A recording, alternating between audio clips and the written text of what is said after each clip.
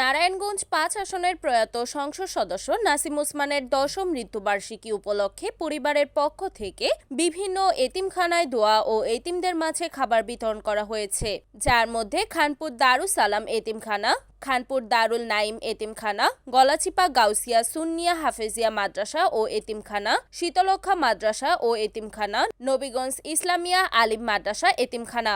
মরহুমের মেজ ভাই এ.কে.এম. সেলিম ওসমানের ব্যবসা প্রতিষ্ঠান উইজডম অ্যাটার্স লিমিটেডের দোয়া অনুষ্ঠিত হয়। পরে বিকেল ৫টায় পুরানবন্দর চৌধুরী বাড়ি এলাকায় Nasim Osman model high school প্রাঙ্গণে পরিবারের পক্ষ থেকে দোয়া ও আলোচনা সভা অনুষ্ঠিত হয়। দোয়া অনুষ্ঠানে উপস্থিত ছিলেন নারায়ণগঞ্জ ৪ আসনের সংসদ সদস্য এ.কে.এম. শামীম ওসমান, নারায়ণগঞ্জ ৩ আসনের সাবেক সংসদ সদস্য লিয়াকত হোসেন খোকা, জেলা পরিষদের চেয়ারম্যান চন্দন শীল, জেলা আওয়ামী লীগের সাধারণ সম্পাদক আবু হাসনাত শহীদ বাদল, মহানগর আওয়ামী লীগের সাধারণ সম্পাদক অ্যাডভোকেট খোকন সাহা, শামীম ওসমানের ছেলে ইমতিনান ওসমান অয়ন, বন্দর উপজেলা আওয়ামী লীগের সভাপতি এম.এ. রশিদ, সহসভাপতি গাজী এম.এ. সালাম, জেলা জাতীয় পার্টির সভাপতি সানাউল্লাহ সানু, বন্দর থানা যুবলীগ নেতা খান মাসুদ সহ বিভিন্ন ওয়ার্ডের কাউন্সিলর, ইউনিয়ন পরিষদের চেয়ারম্যান বৃন্দ সহ আওয়ামী লীগ, জাতীয় পার্টির বিভিন্ন অঙ্গ ও সহযোগী সংগঠনের নেতৃবৃন্দরা। ওই কথাগুলি শোনার পরে যদি আজকে এটা আমার ভাইয়ের মৃত্যুবার্ষিকী অনুষ্ঠান না হতো, তাহলে আমি আজকে হয়তো একটা সিদ্ধান্ত দিয়ে দিতাম, কিন্তু সেই কাজটা আমি করব না, কারণ আমরা গণতন্ত্রে বিশ্বাস করি। সো যারা কথা বলবেন মাথায় রেখে কথা বলবেন যে মুখের গুলি আর বন্দুকের গুলি যদি একবার বেড়ে যায় তাহলে কিন্তু ফেরত দিতে পারবেন না। আর এইটাই শেষ না, সামনে আরও সময় আছে। মিলেমিশে ছিলেন সবাই, মিলেমিশে থাকেন, ভালো ছিলেন সবাই, ভালো থাকেন। হার জিত আল্লাহর উপরে নির্ভর করে, হুকুম যার উপরে হবে আল্লাহ তাকেই ক্ষমতায় আনবে, যার হুকুম হবে। এই আল্লাহর উপরে কেউ নাই। তবে আমি চাই এমন লোক হোক যে এই লোক আপনাদের এমপি সাহেবের সাথে কাঁধে কাঁধ মিলিয়ে একসাথে কাজ করতে পারে, বন্দরবাসীর আকাঙ্ক্ষা পূরণ করতে পারে। সেটার দায়িত্ব আপনাদের। ফল গাছ লাগাবেন, ফল খাবেন, কাটা গাছ লাগালে কাটার খোঁচা খাবেন, সমস্যা আপনার। আপনি ঠিক করেন আপনি কী করবেন। প্রবলেম আমার না, আপনার প্রবলেম, আপনার প্রবলেম। আর কেউ যদি ইমান বিক্রি করতে চান, ইমান বিক্রি করতে পারেন, ইহকালেও জবাব দিবেন, আখেরাতেও জবাব দিবেন।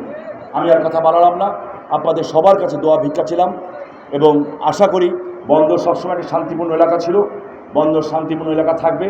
নির্বাচনের পরে যাতে সবাই এক টেবিলে বসে ভাত খেতে পারে সেরকম একটা পরিবেশ সবাই বজায় রাখবেন। সকলকে ধন্যবাদ।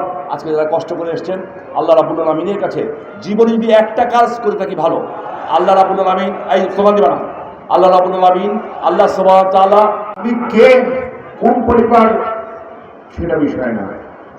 আমি একজন মুক্তিযোদ্ধা, সম্মুখ যুদ্ধে অংশগ্রহণ করেছি।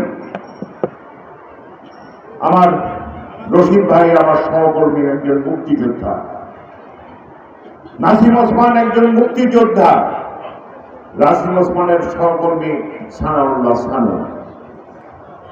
আমাদের ছোট্ট সন্তান আমাদের মেয়ের মতো। আপনারা একটা জিনিস লক্ষ্য করে দেখবেন, আমরা কিন্তু কারো বাড়ি বাড়ি কার্ড দিইনি। আমরা শুধু জানিয়েছিলাম আজকে এইখানে নাসিম ওসমানের জন্য দোয়া প্রার্থনা করা হবে। সেখানে কিন্তু অন্য যাদের পোস্টার উঠছে তারা কিন্তু কেউ উপস্থিত হন নাই। কয়েকদিন আগে ফ্যানাপ তুলে ফেলেছেন মুখ দিয়ে, সেলিম ভাই সেলিম ভাই। আপনাদের কাছে আমার প্রশ্ন থাকবে, সম্মান করে তারপরে এই এলাকার থেকে নির্বাচন করার কলিজাটা কোথায় পায়? কোথায় আমার আওয়ামী লীগের কর্মীরা হাতে চুরি করেছেন? একজন রাজাকার সন্তান, জমি দখলকারী, তার কি করে পোস্টার লাগে, শত শত গাড়ি বাহন বেরোয়, মানুষ অবজেকশন দিলে সেই অবজেকশন কোনো বিষয় না, উনি বলেন ফাইন, নির্বাচন কমিশনারকে ছেড়ে দেন, প্রশাসনের লোকজন ঘুমায় গেলে হবে না, দেখতে হয় স্বাধীনতার পক্ষে আর বিপক্ষে। আপনারা যদি আমাকে চান স্বাধীনতার লক্ষ্যে পক্ষের মানুষকে আপনারা আমাকে দিবেন, আমি তো এটা বলতে পারি যে আমি আপনাদের উন্নয়ন করেছি। ব্যক্তি উন্নয়ন আমি কারো করতে পারিনি। ব্যক্তি যদি কোনো অসুস্থ হয়েছেন তাকে আমি সুচিকিৎসার ব্যবস্থা করেছি, কিন্তু আমার ভবিষ্যৎ প্রয়োজনের জন্য। রিপোর্ট মেহেদি হাসান প্রান্ত, NAN TV, নারায়ণগঞ্জ।